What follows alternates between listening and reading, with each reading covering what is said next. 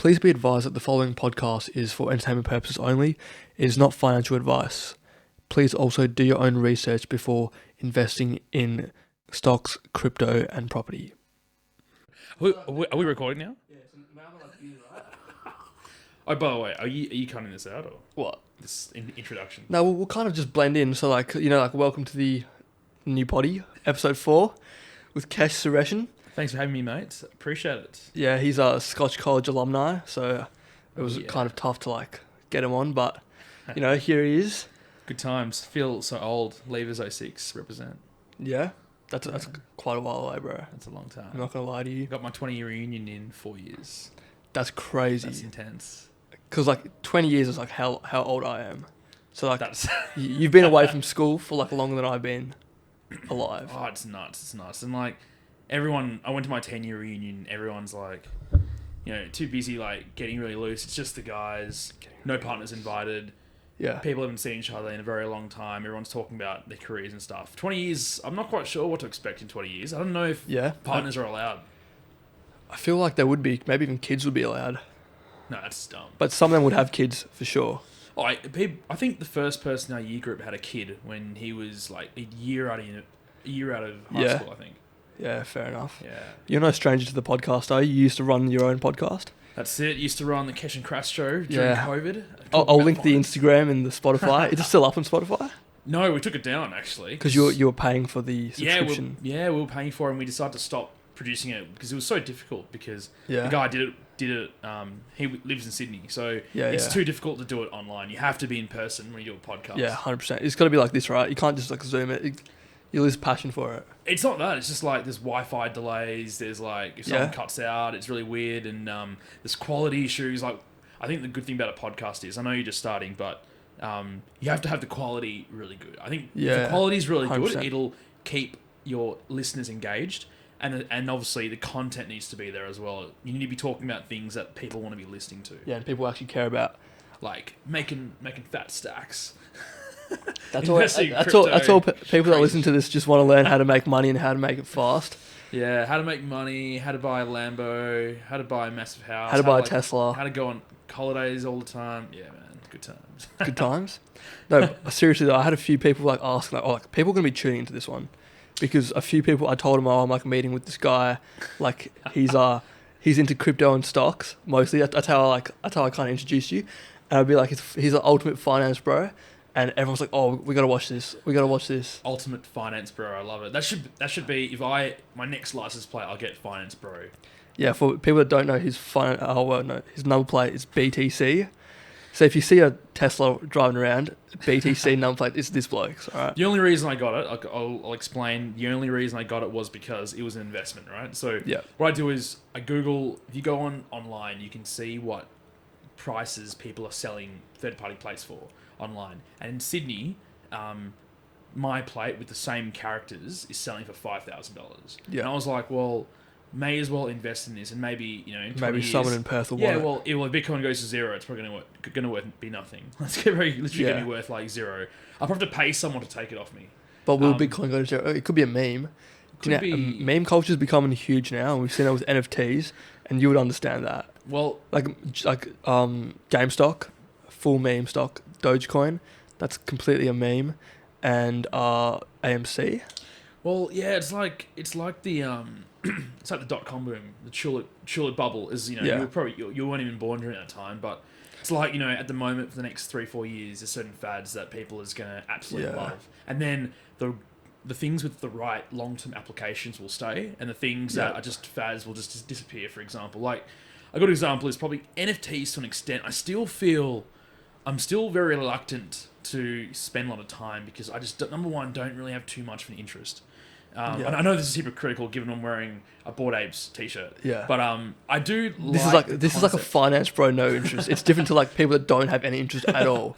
He has some interest. I think it's interesting to think about the concept of NFTs. And for those who don't know, NFT is basically buying digital, non-fungible artwork. So artwork, for example... It doesn't have to be artwork, though. It could be anything. Yeah. It's just anything that can't be copied, essentially. And the best way to think about it is you own a unique piece, your asset is unique and it's digital. And it can't be copied. And I'm just thinking, what's the practical use of that? For example, if you buy real estate, you can actually live inside your asset. Exactly. If you buy a stock, for example, you're buying a company that actually physically exists and actually contributing to society by solving a problem. And that's why people, I think NFTs right now, it's a bit memey, it's a bit like gimmicky, but in the future, when they have real world applications, I think mostly with tickets, so tickets to events, I think with music, with artwork, proper artwork, and then probably, like what you're saying with real estate, all real estate contracts, hopefully will be an NFT one day. Potentially. Another idea I was thinking about, which I actually ran into a guy last week. I was in Melbourne and I was at this bar and I was talking to this dude. And I see, guys, he was in Melbourne last week. It's nice to be flying. On a side note, this guy was saying he follows Melbourne artists, like street artists, and he takes photos of their street artwork and he mints those and he NFTs those. Yeah, which is a pretty interesting idea, right? And then is he paying those street artists a cut? He might get a share. I didn't ask him his structure, but it makes sense, right? Because street artwork is free, or the government or that local council might pay you to do a skate park or whatever. And that's the power of NFTs. Like the street artists, they get foot traffic, but online, no one knows who they are, and then NFTs just kind of open up a whole world for them. But what are you going to do with it? Like, are you actually going to like put it around your neck, like get like a digital, like an iPhone? People do that. People do that. It's not an iPhone. It's like the thing from Apple Watch, and it hangs around them. Like, take a screenshot and put it around your neck. Like, are you really going to do that? Like, probably not. Yeah, exactly. It's kind of dumb. Well, people are using it for their Twitter. I don't know if you've seen that, profile photos. So if you have an NFT and you own the NFT, you prove it to Twitter by linking your Metamask. So for people that don't know, Metamask is, how would you describe it? It's a wallet. It's a decentralized wallet that stays in your Chrome browser, or any internet browser. Yes. Right, and so basically you can hold crypto in there, you can hold NFTs in there. Now people link their MetaMask account, which isn't controlled by any corporation or anything. It's just an account. It's amazing, like all these decentralized items that aren't governed by third parties. Yeah, it's amazing, unbelievable. So basically, they have these accounts, and they link it to their Twitter, and then they link the NFT of their choice to be their profile picture. And that's pretty good. The way they verify that it's yours is instead of it being a circle, it becomes a hexagon. So if you ever go on Twitter and you see a hexagon shaped profile photo, that means that person has that NFT and owns it, and you know that for a fact. I don't know that. It's like the blue tick on Instagram. Yeah, it's like a blue tick. So you can still have a blue tick on Twitter, but to verify your NFT. I've always wondered what the process is to get a blue tick. Yeah, so we're talking about that last potty at the very end. Basically, you actually get scouted to get a blue tick on Instagram, but you can also apply for it. So it's like but you need to be a public figure. A public figure. And how do you quantify that? How do you quantify that? That's like you in like a couple of years, right? Public figure. Yeah, we pray, we hope. But it's also like, I guess it's like the black Amex Centurion card, which is an invite only credit card. Yeah, a little bit like our good friend over here.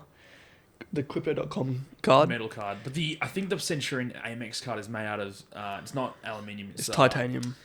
Nah, it's a combination of titanium and something else. But you have to be invited. I think minimum spend. And one of my mates he got it about a year and a half ago. Yeah. He was saying he was maintaining a spend of over $50,000-$60,000 a month. Yeah, so you got to be spending huge money. Every single month. And you have to show Amex. It's almost a bare minimum, I'd say, in that club. Yeah. And I think it's more designed for business owners. If you're running a business and you have like 50, 60 a month turnover. But it gives you that network, right? And how much is that network worth? Well, I mean, I wouldn't say network. I mean, you're probably not going to you're probably going to meet anyone through it, but you probably will get invited to like exclusive Amex events if you have that Centurion card, which is pretty cool. I mean, it is a flex. It's like a finance flex, right? Yeah, pretty much. Just like how these Crypto.com cards are flex, they're metal cards. We'll talk about that for a bit because a lot of people are keen to kind of hear about it. For me, it's like almost like unlimited benefits. Like the way it looks, it's so well set up, and I think the benefits that they have won't last that long because they're kind of catching fire so quickly. Yeah, it's interesting. If that makes sense. Yeah, I've spoken to a lot of people about Crypto.com. So for those that don't know, Crypto.com's like Staples Center. It got renamed Crypto.com Center or Stadium, I think. Yep. Then the UFC is sponsored by Crypto.com. Formula 1 is sponsored by Crypto.com. AFL. AFL. Yeah, you see, I think what team has it on their jumpers? A few teams have on their jumpers. Western Bulldogs have Coinbase. No, not Coinbase. Coinspot. Coinspot, and then the other one is But the thing is, with Crypto.com, they're a Singaporean exchange, right? And I came across Crypto.com because the company I work for does a lot of in-building Wi-Fi cellular for Staples Center. Yep. And in November or December last year, in 2021, every 20 years they changed the name. They had a license for 20 years for Staples Center, and after 20 years, Crypto.com bought the license, and now it's Crypto.com Arena. Yeah. And then I started seeing the results coming through. Then I was like, wow, this is amazing. I did some research, and I jumped into Crypto.com after a bit of research, and basically the way to look at it is it's like an ecosystem. It's like a place where you can trade crypto, like you can buy Bitcoin, Ethereum, etc. Yep. You can even though I wouldn't advise trading in there because of the spread. No, like I wouldn't do trading there. But I think should we define the spread real quick? You go for it, yeah. Well, I think you're probably better. I think the spread, just learn what the spread basically kind of means. What Milhan is alluding to. Yeah, it's more like you want to buy and sell crypto on a platform that has the best rates. Yep. So you want to compare that to say Coinbase, which is really expensive. Yep. Coinbase has so many fees. Are we allowed to swear on this? Yeah. Not let's swear. Yeah. Not really much of a swearer, but oh yeah, okay. Fuck a lot of fees on Coinbase. I think the best one I've used, I think BTC Markets and Coinspot was good, but Coinspot now, I just feel the fees on Coinspot. To be honest, I haven't even looked at Coinspot for the last 3 years. Well, I've looked at it in the last 6 months because at school we kind of had like a crypto group, like a little cheeky group chat. All the boys who are on it would know who they are, and they just kind of talk shit about crypto, cheeky investing. Yeah, cheeky investing 101. So pretty much, BTC Markets, really good fees, low spread. Problem is not many assets. So you want to buy your Bitcoin, you want to buy your Ethereum, you want to buy your Ripple. That's pretty much all you can buy. Yep. Coinspot, you got access to I think almost 200, maybe even 300 coins. A lot of shit. The spread is terrible. Massive spread, huge spread. Pretty much, I think it's like a 6% spread. So you buy, so very hypothetical here. You buy one Ethereum, let's just say for $3,000 right now. 2 seconds after you buy it, you want to sell your whole Ethereum. You can only sell it for about $2,600. Yeah. So instantly you've lost $400, right? Now that $400 you have to earn before you even start making money. Profit, excluding the fees. Exactly, right? So pretty much you need to make $400 of profit of one investment before you even make your own profit. Yeah, I think that's the problem. So it's pretty good for getting access to small coins, buying them, holding them for a while. And in the first potty we talked about putting $10 into 1,000 coins, which we think... Well, I think it's not a bad idea if you have $10,000 to spend. My mate actually does something similar. He puts $1,000 into like 10 random coins. Yeah. And the payoff is, chances of one of these coins like being like a Doge or whatever going up like 300-400% in a short period of time is actually it's not too bad. You do your research and you hedge your bets and you say, look, this coin, the white paper's pretty good. The people behind this I can support. I'm not that kind of investor, but I know people who do that. But I think that's sort of like gambling. It's sort of like you may as well go to Crown and put $1,000 on black, and you have a 50% chance of doubling your money. Yeah, exactly. So your probability of winning is probably even higher going to Crown. Would you agree with that? Yeah. Like you can double your money 50% if you go to Crown. Where here, put $1,000 over like 10 different assets, and the chance of one doubling is, I wouldn't say 50%. I would say it's a lot less than 50%. A big problem with this though is like you go to Crown, you're seen as like, like you're a gambling addict. You go on Coinspot and you buy like 10 coins for $1,000. You're seen as like, oh, this bloke, he knows about crypto. Like, look at this guy. We should talk to him.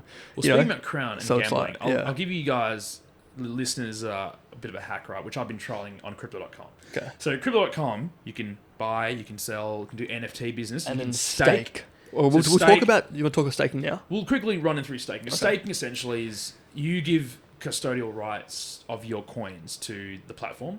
Yeah. And essentially what they do is they lend out your coins at a very high percentage and they give you a percentage of that return, like a deposit, like a bank. So the highest available is 10%. So if you stake USDT, which is Tether, you can actually put like as much money as you want in there, and in 3 months, in 3 month terms, you get 10%. Correct. And then in 1 month, you get about, I think it's 6%. And then 2 months is 8%. Yeah, and there's all different, and then there's flexible where you can take it out whenever you want. So flexible is basically just like a bank account. Yeah, basically. Well, flexible means you can withdraw your money whenever you want to. So staking generally, historically, is locked. It means it's locked in for X amount of time. So you can't. Let's say you want your Bitcoin back, you won't be able to get it. Yeah. Crypto allows 3 options. So 1 month, which is it's locked in. It's pretty good. 1 month, but the returns are like not as good. It's not not as good. If you get slightly better returns at 2 months, and then the best returns at 3 months. But there is an option where you can go flexible, which is the lowest returns, but it's still higher than putting your money in a bank. Right? No one's earning any money in banks. Like a few cents. 1%. It's not a thing. Fuck all. Yeah. Have you ever thought? I was thinking about it today, right? So we're in finance, in one of the tutorials, borrowing money and then just staking it all. You could if you're borrowing money less than the staking percentage, which obviously you're going to be able to do that because it's 10% right now. It makes sense. Like for example, like if you took out a building loan, for example, is that the endless money hack? That is a pretty good hack. I mean, but the problem is, how do you get a bank to actually give you money? You have to verify. Exactly. The only way to do that is taking out a personal loan. And you need to get like really high credit score. Or credit score. You can still take out a personal loan with an average credit score. Okay, your interest rate will just be extremely high. Yeah. But then again, which is not favourable. I've never taken out a personal loan, but I know construction loans, like you can get a good construction loan under like 7-8%. Yeah. And they charge you the interest as you draw down on that loan. So this is like a nice little arbitrage opportunity for our listeners. The problem is with construction loans is you have to verify what these funds are going into. Yeah. So you can't like, if your bank sees, they'll want to know like, what are you buying? Are you redoing your kitchen, your bathroom? And you'd be like, oh, why are you transferring money to Cryptocom? Yeah. Well, what are the chances that Combank already does this? They probably do. Because I know the Combank, some guy head up, I want to say chairman or CEO, but like it wasn't him, I don't think. Said that crypto is mainstream now. I wouldn't say crypto's mainstream, but then again, you have all the banks jumping on the bandwagon because banks don't want to be left behind. They're thinking it's mainstream in the finance sector now, I'd say. It is because at the end of the day, it's solving a problem. It's minimizing fees and it's making shit quicker. And it's making shit. To be honest, it's verifying transactions better than having a third party do it, right? Exactly. But anyway, just back to Crypto.com very quickly, right? So let's talk about staking. The last thing with staking is, so staking you can make some decent money if you just put your money there and take a deposit account for your crypto. Yeah. Instead of holding crypto on your which is why I almost hold no money in my bank account. You shouldn't. And I just hold it all in staking. Yeah. And the last thing is what you got recently was your Visa debit card. Yep. Which is pretty awesome because I would advise you guys to do your research. I love it. Everything you basically top it up. Oh yeah, we probably should have done that at the start. Do your own research, and this is not financial advice, but we probably should. We always do a disclaimer on our podcast just to make sure because I'll put it in this morning. Dummies listen to podcasts thinking that they're going to tell me how to get rich. And they'll literally follow exactly what you say to do stuff, and then they'll be like, "Oh, I don't know what's going on. This bloke Kesh. Why I lose my money?" You have to do your own research. This is for good times. This is conversations like. It's meant to be for entertainment purposes only. Yeah, pretty much. But continue on with the card. So there's levels to the card. There's levels to the card, but I wouldn't worry too much about that. Think about what the card does, right? So the card is essentially allows you to transfer your crypto from Crypto.com onto this card. So you basically have to sell it to AED. And you load AED on it, number one. And the second thing is every time you spend on the debit card, depending on what card you get a percentage back in the local token, which is Crow, which is Crypto.com's token. Coin, right? Yeah, something like that. Coin. Yeah. Which is pretty good, considering that, say you have a $100 purchase, you'll get $2 back in Crow, which you can sell to Australian dollars straight away. Anyone who's met me in the last 2 weeks, I've been showing them the cards since it came. It's pretty epic. So it's a metal card. All the cards are metal except for the bottom version. I think the red one is 2%. So if I spend $100 wherever I want, I get $2 back. That's right. So if you buy a car with it, you spend $10,000 on a car, you get $200 back. Yep. I mean, it just makes no sense to not have it. It's pretty good, but then again, keep in mind, it's not a credit card, it's a debit card. Yeah, it's so you have to top it up with funds that you actually... So you need to have funds inside there. Yeah, exactly. I did find a hack, though, so I've been messing around with it a bit. So I did find a hack where you can transfer credit card money onto your Visa card, onto your debit card. Yeah, because that's how I do it. I load from my other debit card, my Combank debit card, my bank account, to the card. But that's debit card. But you can also card, do it with a credit card. But the credit card comes with a 1% fee, which is still not too bad because you're still making 1% because you get 1%. off your Crow. You get 1% of Crow. Plus, also don't forget, when you transfer money from your credit card, you get credit card points. So if your credit card's got Qantas points, you're getting points for all those purchases too. And that's how you fly for free, hey? Yeah, well, I think that's another story. That's another flying story. For free is like accumulating. It's a game of basically finding ways to maximize your frequent flyer points and using frequent flyer points to travel without paying for flights, essentially. Yeah. But back to the card. Yeah. The other thing that's a good perk is Spotify. Have you enabled your Spotify? My Spotify is actually free because I'm part of my mate's family plan. But Okay, it is so free. now listen to what you should do. This is a good hack. It's small money, but it's good money, right? So you get free family plan with your Cryptocom card. Yep, that's right. Which is 6 people. Yep. Now you don't need your account. No. So you have 6 open Spotify accounts that you get for free. And you charge 6 people to use your account. So you charge 6 of your mates. You charge them below what Spotify is. So Spotify for one person is $12.99. Let's say you charge them $10, right?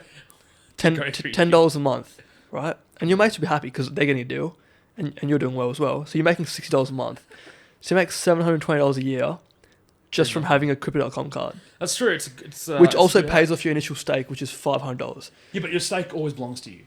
You don't actually. But if you take your stake out, you lose the benefits. To be honest, that's an interesting thing because has your 6-month period come up yet?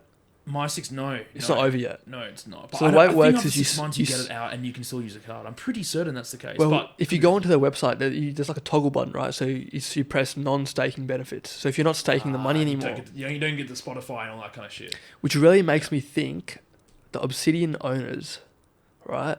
Which is like $500,000, right? $500,000. You get 8% back, which is insane. Pretty insane. But you got to have the money. You got to have the money to put in. But $500,000 for like if you're a high net worth individual, $500,000 is not that much. Oh yeah, no, for like people up there in society, 100%, it's not that much money. It's not that much, and I think 8% is a massitive like. And if they're doing your credit card hack with 8%, imagine that's ridiculous. But even like one of my mates, I won't mention his name. I was talking to him about Cryptocom. He was really interested in this. He's planning to spend. He's got a business, and he's planning to put all his business expenses through Cryptocom and basically save 2%. So I'm assuming $50,000 stake one then.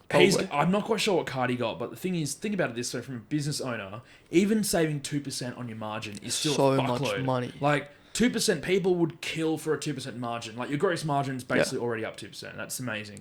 Think about the extra money. Hedge funds only make an average of like 10% a year, or 12% a year. Well, and the ASX, the good hedge funds, which have consistent returns. The ASX makes what, like 8%, 9% on a good year average. Right. Well, if you look at average over the last 100. Now you're making 8% free. Yeah, doing fucking nothing. Yeah. It's amazing. That but then again, $500,000. Not everyone has $500,000. Not everyone has that. Stake. But 2% is pretty good. 2% is amazing. I'm really happy with content that. with 2%. I'm like, yeah. My bottom line increases by 2%. But the thing is though, imagine staking like imagine if you have a lot of money and you just put it into your staking account, it's 10% annualized gains. Oh, that'd 3-month terms. Well, that's the thing. I think with Crypto.com, I think as long as people are borrowing money and paying excessive rates for it, because if you want to borrow crypto, you'll be paying 10% plus, right? I've never borrowed crypto before, but because people borrow crypto. See, that's why my dad was hell sketchy. He was like, "Oh, well, if they're giving you 10%, how much are they charging other people?" And it must be like it'd be like more than 10%. Oh, it has to be more than 10%. Yeah, I pass some water quickly. Thank you. Shit. Perfect. Yeah, but the thing is, I think with the staking though, like people borrow money so they can put their money into their account, saying I've got this collateral to take on massive positions. And if they're, you got people, I'm not that kind of guy, I can't do that, it's way too risky for my risk profile. Yep. People would borrow Bitcoin or Ethereum or whatever, put it on their account and say, look, I'm putting this much up front, give me 10x leverage. It's only for leverage. Like that's the reason you would borrow that, because But I heard today 40%. That the ATOs stopped leverage trading for crypto in Australia. Yeah, ATOs, to be honest, man, like ATOs getting, we did a podcast on this a couple of years ago. ATOs getting heavy. Fucking smart about tracking down people who are not disclosing their shit. So they're getting good at doing their job, pretty much. We just hate their job. Not the ATO.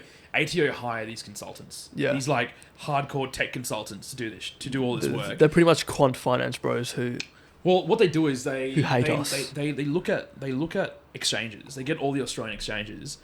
All the Australian exchanges hand them all their clients, and they cross-reference everything from the client list to what you provide, which is really uncrypto-like. Yeah, right. The whole point of crypto is to be untraceable, and hence decentralized is probably the way to go in the future. Well, yes, it's untraceable in terms of transaction. Yeah. But the exchange will say, how much money have you put in? How much money have you taken out? That's the equation. No one cares about the coins and shit. It's more about what capital have you put in? What capital have you sold and got out? And where? How do we calculate the capital gains? That's number one. But number two is, though, the thing is, after they've cross-referenced, if there's discrepancies, then you'll get a letter in the mail saying, Milhan, please explain. Yeah. Why haven't you disclosed $100,000? So there's a new thing with, you know how people giving their kids money in trust, now they want to see it in the kid's actual bank account. Correct, because do you know why? Well, I mean, you can explain this more. My dad came home and was like, what is this? But Well, I think it's a combination of people trying to avoid tax. I'm pretty sure every like finance firm in the whole of Australia was just like melting down for that day. Well, that's the problem though, because everyone's got trust, and what do you do with trust? Like, if those who don't like, trusts are vehicles that people use to distribute income to minimize tax. It's basically a tax planning. Like, I wouldn't call it tax avoidance. Because it's legal. It's fully legal. Yeah. It's fully legal. You're just being smart about your tax, right? Yeah. And if you give, let's just say, as soon as you hit 18, you're allowed to work, but you might not be working at 18. So let's just say you're making $0. Yeah. The tax-free threshold, I think it's like 18,200. Yeah, something like that. Yep.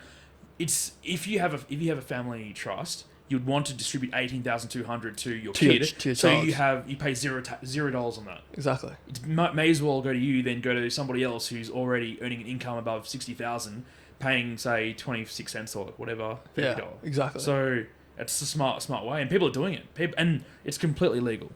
Yeah. But now they want to see that 18,200 go to your kids properly. They want to see it go to their bank account. Yeah. Which is fine. You just go to the bank account and then you get it out some other way. Like But then they also want to see why is an 18-year-old spending $10,000 on, you know, whatever they end up using that money for to get it out. Yeah. Look, I don't think that's too much of an issue. I think ATO are just a bit more concerned. They're more concerned about really high net worth individuals and families using these like small vehicles, like these completely legal vehicles to avoid paying a high amount of tax. Very low. Yeah. The problem is like the smaller man doesn't also get affected, which is just unlucky. That's the problem. The best way to avoid tax is you got to do it through a business. Yep. Got to watch through a business. That is the smartest way. Like, you've got to have an ABN and you just expense all your shit through that. Like, that is the smartest way. Trust, have a company. You can do some pretty funky stuff with companies. This guy. Yeah, because tax in Australia is fine. Like, I understand, like, you know, we live in a lovely society. We, like, have nice roads. We have nice things. Pretty much, right? The problem with tax for me is the capital gains tax. Because I believe that shouldn't be a tax. Because, firstly, let's say I make $100,000 this year, right? Then I got taxed, or whatever it is. Let's say I got taxed $80,000. I have $70,000 in my bank account. Let's say I put all that 70 grand into stocks or property or whatever, and then I sell it. I'm getting taxed again.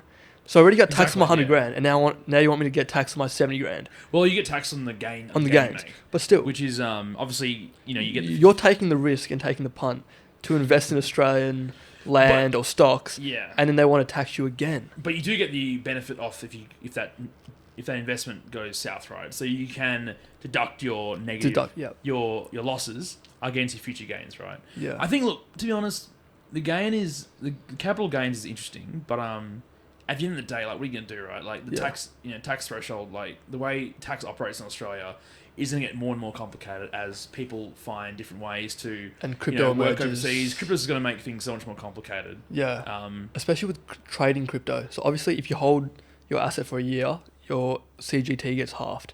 Yeah, correct. Right? You get which is why everyone's like, hodl this, hodl that. But if you want to become a crypto trader, I don't know if you've ever done that. If you've ever traded crypto. Yeah, but the thing is, I think with crypto trading, you can say it as you don't have to play capital gains on being a trader if you can quantify this is your sole way of income. Like, if it's your business, if it's your business, you don't need to say everything is a capital gain. But then it's also like, for example, if you have a bar of gold and if you sold me a bar of gold and I paid in cash, obviously you're not going to declare that. Yeah. Like, you know. But then again, if Bitcoin, you could easily give someone a Bitcoin on a USB stick, like on a ledger, and say, look. So you have a ledger, don't you? I do, but I haven't really plugged it in, used it for a while. It's just sitting on my drawer. But you have stuff inside it, right? Yeah. And I mean, how safe do you keep it? Do you travel with it? No, it's literally... I'm not going to tell. I'm not going to mention where it is, but it's where at home. is your ledger? It's at home somewhere. Okay, but I actually don't know where it is. Explain what a ledger is to people, because even for me, it's a hard concept to grasp. Okay, so think about it this way, right? When you buy crypto, generally you'll buy it on an exchange. And the exchange is owned and controlled by a third party. Yeah, right? by someone. So it's a business. Yeah. So you basically buy it and they hold your crypto for you, essentially, right? And you have your wallet in your account on that exchange. That exchange is prone to attacks. Potentially, like the only major risk with crypto holding your money on an exchange is cyber attacks. Yes, if someone attacks that exchange and if their security network someone hacks up, it, they potentially can steal all your shit, and you don't want that.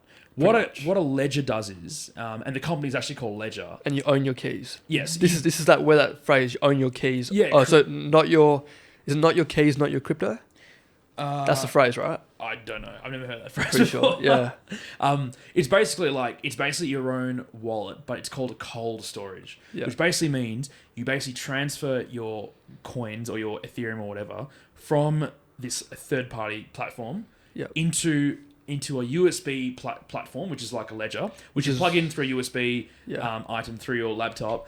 You control it through your laptop, and then it's basically stored on this USB, and it has I think it's 18 words that you need to recite to open it. Yeah, so that's called a seed phrase. Exactly, and seed phrase. You're all around. And if you forget your seed phrase, you're done. Well, if you forget your seed phrase, there are other ways, but then again, once you've unplugged it from your laptop, the physical way to steal your shit, they'll have to get access to number one, your ledger, and they'll need your seed phrase. Yeah, those two are the only ways to get it, and obviously that's the best security for your crypto, I reckon. So when you hear someone on the news say, "Oh, a man in 2014 lost all his Bitcoin because he lost his USB," this is kind of what it is. But back in the day, people were getting their seeds, and there was no way to get it back. Yeah, I think back in the day, the way it worked is if you won Bitcoin through playing a game or something, you got it kept on your hard drive or something. There was no wallet. Yeah, I think it was there was no physical. It was kept on the game or something. The game you were playing would have stored it for you, and then obviously the computer goes out of date. What do you do? You throw your laptop under your bed, you forget about it, burns out or whatever. Yeah. And they realized, shit, I had 500 Bitcoin on it. How much do you think Bitcoin will take over market cap of total crypto It's a compared to other emerging cryptos? Like we've seen Ethereum with a massive use case, but also Luna and Ripple and all these other. It's a good question. I lower base have coins. no idea, but I think as more and more people take crypto on and it has more of an application, like for example with NFTs, for example, they're on the Ethereum blockchain, right? Yep. Which I think that they're gonna move. Yeah, I mean, in my opinion, because it's slow and it's costly, and Ethereum's a great token. Like I mostly hold Ethereum, and I'd say so do you, but no, definitely not. I think it's hard to set the price, but I think as long as there's an application, people view Bitcoin as an inflationary as digital hedge. Gold. Yeah, like digital gold. That's a great example. I think it won't. I still believe the price is going to move in 4-year cycles. I think we're in the end of the cycle at the moment, but I think I'm still. If you look at the trends since 2011, 2012, I think we're gonna detach from the cycle narrative. You reckon it's going to follow stocks? Eventually, I think it's already detached, in my opinion, because it's too much has happened now with all these external crises in Russia but keep and whatnot. in mind, Bitcoin, the vast majority of Bitcoin, I'm talking more than 85% is owned by less than 100 people. Probably not 100 people, maybe it's probably a lot more than that. It's probably a very small the vast having an asset that is majorly owned by a very small group is not good. But I think your stats well off there. It's probably not 100. It's probably because we know Satoshi Nakamoto owns about what is it 50 out of the 21 million, $50 billion worth. Out of the 21 million coins. No, out of 21 million coins, I think he owns 1 million coins. I'm pretty sure. Yeah, but no one knows. No one's seen him. He's is it a guy? Is it a group? Or is it? He could be Elon Musk. Everyone's saying that. It could be his alias. His Counter-Strike alias. I think the person that they said that was most likely to be Satoshi passed away. The guy that everyone thought it was. And you know how they have like a photo of Satoshi? Like there's like this Japanese guy that his name is actually Satoshi Nakamoto. He lives in Japan, in Tokyo. Yeah. Probably, but it's not him, but it's just by luck that his name happens to be that. Yeah, look, I mean that's the thing. Like I think you can see the wild swings in Bitcoin, and I think eventually the swings are gonna get smaller and smaller as people adapt it, like adopt it, and then eventually just like a normal stock, like a normal stock, for example. Like now people trade it a lot, and the problem is with these assets, right? It's so incredibly hard to value.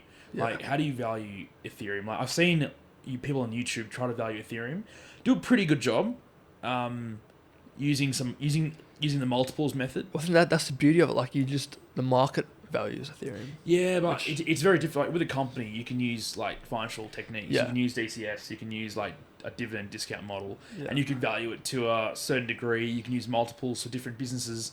Same sort of market cap that's been sold for certain prices. Yeah, so much easier to value. It's very difficult, and I think I don't know it'll get easier, but I think the best way I would look at this as terms from an investing point of view, I would rather be in it rather than not be in it, because I'd rather have a small portion of my portfolio in Bitcoin, Ethereum, because it's either going to go to $1 million or zero. Yeah, one of those two. Back in the day, you were like big on crypto. Now you've taken a step back to stocks a little bit.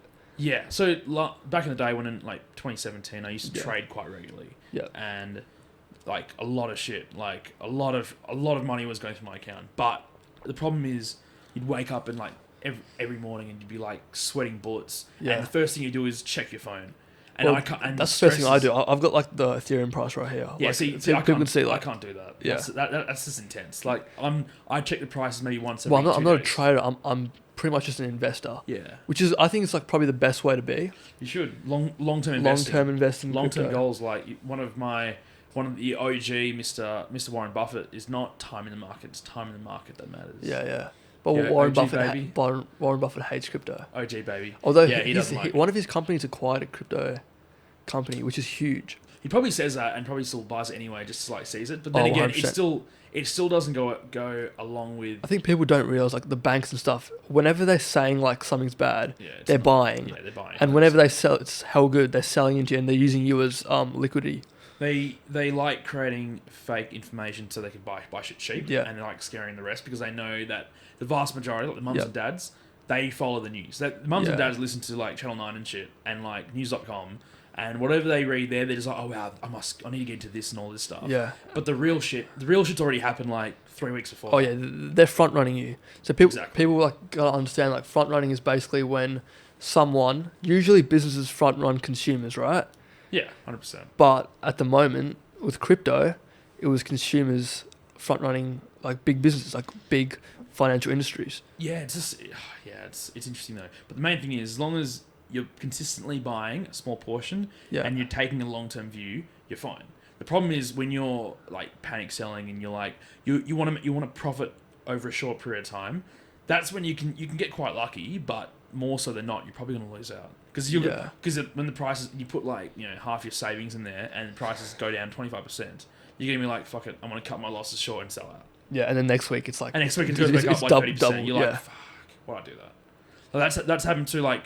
That's happened to me a couple of times. It's happened to a lot of my mates back in 2016, 2017. 2017 was wild. Nothing like this year's. It was like buying heaps of shit. We're like, I got super lucky that you told me about crypto in 2016. Told me to buy Ethereum back then. But like, joining the market now isn't ideal. I mean, I think now but there's still a lot of room to grow. I think now is fine. Like, I think as long as you're buying in small gaps, like. I still think the dollar cost average method is probably the smart. So we'll explain that. So pretty much dollar cost averaging is you buy every particular. So you choose a time frame, either every day, every month, every week, every year, or whatever it is. So pretty much whatever the price of the asset is, it doesn't affect you in the long term. Exactly. So you're buying consistently. Yeah. So for example, over a fixed period. We'll say you buy like 0.1 ETH every week. Yeah. And then you don't care what the price is. Yeah. Exactly. Your price eventually averages out. Yeah. So even if it goes up, then one day you're buying there, but it might fall down. Like 3 weeks later, you're buying at low, which is so much buying at the midpoint. Which is way more risk adverse than having to buy like your whole lump sum. Yeah. In one big go. I mean, obviously, if the market dips like 40% tomorrow, then it makes sense. I'm gonna probably buy as much as I can. as much as I can afford. But you know, like at the moment, the market's only swinging 5. Yeah. You know, at the best on a day, I can see like 8-10%. Yeah. Like a day for Bitcoin and Ethereum. Yeah, which is what give us a good indication that it's not like the peak of the bull market right now. 100%. But it's for those investors out there, I would definitely do your own research. Like, just be very careful about what exchanges you want to be part of. 100%. It's a very interesting space. I know you got to go. I'm sure we'll do another one of these at one point, but give us a breakdown of portfolio percentages you think should be in cash, property, shares, and crypto. Yeah, and maybe even NFTs if you want to add that in. I'll leave NFTs out of this, but my sort of view is very long-term sort of investment. And I'm sort of thinking, what's something that pays me dividends on the side, but also I can grow continuously, but also have cash to do my normal so it's a massive stuff. juggling act. So I would say let's just say you get your income. In terms of how to proportion your income, that's probably the best way I'd think about it. You probably want to keep 5 to 10% in cash. This is like your working capital needs, like, you know, pays your credit cards, you know, your coffees, all that kind of stuff. Keeps you afloat, essentially. I'd put the bulk of it, like probably 30 to 40% in stocks. That's huge, and that's what the average retail investor is not doing. Yeah, so I think put it in stocks, but I wouldn't just buy any old stock. I mean, if you're quite nervous, stick with ETFs. Like, you can't go wrong with any Vanguard ETFs, like VAS, VGS. So quickly, an ETF is basically like a combination of all the stocks in one. What's the word? Industry. So like all the mining stocks, and then they average out, and they all like they have a proportion with the ETF. It just depends. Exactly. Yes, it could be mining. It could be you want to get a basket of stocks for the ASX 200. Tech stocks, which would be NDQ, Nasdaq. So you're buying, you know, Nasdaq selling right now for like $30 or whatever. Like, you basically one share of that gives you one share of like a small portion of like Apple, Tesla, Amazon, all the FANG stocks, all that stuff. So I think 30-40% should go to stocks. The balance, so we've got 50% left. Basically, is what with that 50%, I'd probably maybe put 30 to 40% away, like paying down your mortgage, or like I probably put that into. It's hard to say. Like, if you have a property and you want to invest in property, I'd probably put that towards the savings towards property. But if you already have a property, I'd be probably putting that also in the stock market as well. But ideally, you want to be like my percentage of Bitcoin and crypto is probably less than 10%. Of my entire portfolio, because it's just a bit too intense. Like, I think the swings are a bit. It's not worth it for me to have a lot more than 10%. But if so let's say this, right? So your situation is different because you're 30. I'm 32. Yeah. You're 32, right? Now let's 20. If you're 20 or 21 or so let's say you're an 18-year-old kid. Let's say you're a uni student, right? You're doing a bachelor's, whatever, right? What would your proportions be? Okay, so if I was at first university, and let's just say you're making, you know, you got a job, you make some money. Let's say you live at home. Let's say you live at home, so you don't pay rent, don't pay expenses, nothing. No, all you pay for is drinks, coffee, Subway, and 10 and Subway. I love it. Is that what your lunch at UW? Oh, well, yeah, depends. I'd put 10-15% aside for your day-to-day expenses. So your Subway expenses come in 15%. I'd put 50 to 60% in in stocks, in like equities, so in ASX or whatever happens to me. And I put the balance, probably a portion of it, your savings, so put it actually in a savings account. Even though you're probably not going to get much from it. Well, would you consider staking as a savings account? Because that's very safe money, right? Yeah, I would consider staking as a savings account. Yeah, so don't use a savings account then.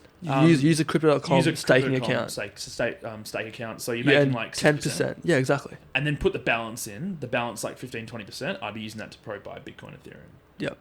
If this is me back, if I was 18 and if shit was like this right now, that's how I would do it. But I think with the thing is, the most important thing is you have to be consistent. Like, you have to do this on a regular basis. You can't just do this in 1 month and peace out and be like, fuck it, I'll just for the next 6 months let's just fucking go to Europe and do crazy shit. And is there a way to you can't now anyway to kind of like do it automatically? Yeah, so a lot of exchanges allow you to dollar cost average or auto buy. It might be like every week on a Monday morning we will buy X amount of Bitcoin. We'll buy $100 of Bitcoin every Monday morning. Coinsport does have that. So Coinsport's super entry level. If you're 16, you can use that. So that's pretty good. It's just insane, right? So you just show your driver's license, your learner's driver's license, which pretty much means you're 16, right? And Coinsport will allow you to actually buy an ETF of crypto. Did you know that? Yes, I have seen that. So you got ETFs of crypto and Coinspot. You also have this ability to dollar cost average daily, weekly, monthly, yearly. Is that the ETF CRYP? CRIP? No, so it's not an actual ETF on a stock exchange. It's basically just like let's say you're new to crypto. Oh, it's just a basket of that. And it's a basket of like Ethereum, Bitcoin, and they got different weightings as well. Yeah. Because it's interesting because Beta Shares, which is like a Vanguard, has a crypto ETF. Yeah. I haven't bought any of that. Doesn't seem... That crypto ETF basically has companies like Coinbase and shit that use crypto or are, the fundamentals are crypto, but they're all listed companies. Like, so the problem I have with the crypto ETF is kind of like, why wouldn't you just buy crypto? Exactly, 100%. I'm like, I don't want an ETF. I just want to buy Bitcoin. And why do you want to pay like the middleman, like your fees? You'd rather just buy a Bitcoin. Exactly, 100%. Yeah. Get us right. But mate, thanks so much for having me on the show. No worries. We'll do another one. Looking forward to it. No, it was good conversations about this. Yeah, I think next time we'll delve more into. So we'll do like a two part kind of one. We'll do stocks next time. Stocks and property. Nice. I got a lot to learn about that because crypto, I'm clued up to an extent. Mate, you've been clued up for the last 3-4 years, and I can talk to people about it. But stocks and property, not so much. Maybe we'll invite Delta for property. Yeah, we'll get. He's heaps speaking to it. Nice. He loves property. Nice. Yeah, I like that stuff too. At the end of the day, like you've got to do something that's comfortable for you. And I still don't like. A good thing that Warren Buffett said. Yeah. Don't ever buy anything you don't understand. Yep. It's true. If you don't understand pretty crypto, much, learn about it, understand it, and only once you're comfortable, then put your money. And there's some great resources out there. Twitter. YouTube. Lot of resources. Probably a bit too many resources. There's a really good podcast called Market Meditations and also another podcast called Up Only on Spotify. So I would say check those out. If you're like a beginner crypto kind of guy, Market Meditations newsletter, podcasts and YouTube videos, best place to learn. That's good. It's good. But mate, thanks so much for having me on the show. No worries. I appreciate it. Yep. Thank you. Thanks for coming. Thanks for coming. Say hi to Thanks for having me. No worries.